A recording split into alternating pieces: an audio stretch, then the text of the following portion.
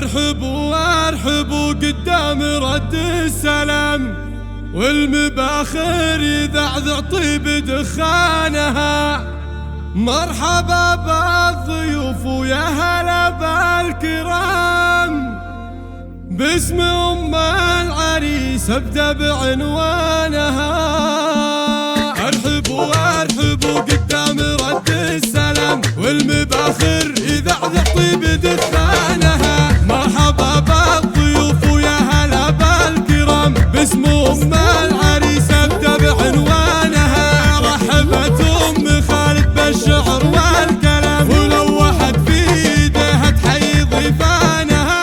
الضيوف النشامه قدر علي ومقام وعود وبلاله تسعد عيالها. بالكرم ام خالد حازت احلى وسام، والكرم ساسها وورث جدانها. شيخه وبنت شيخين واخت ناس حشام، هالاصيله تعلى بالفخر شانها. يوم فرحة ولدها السعد والحظ قام، يا عسى افراحها بطول ازمانها. والف مبروك يا تركي بهلا الغمام، ليلتك بالسعد رب السما زانها. زاهين بيشتك ونورك يزيح الظلام، يا ورث المراجل وانت عنوانها.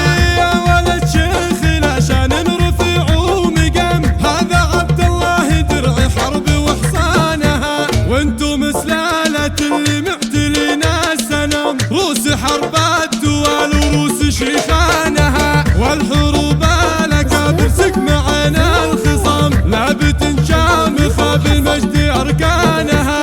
ارحبوا ارحبوا قدام رد السلام، والمباخر يذعذع طيب دخانها. مرحبا بالضيوف ويا هلا بالكرام، باسم ام العريس ابدا بعنوانها. رحبت ام خالد بالشعر والكلام، ولوحت في ايديها تحيي ضيفانها.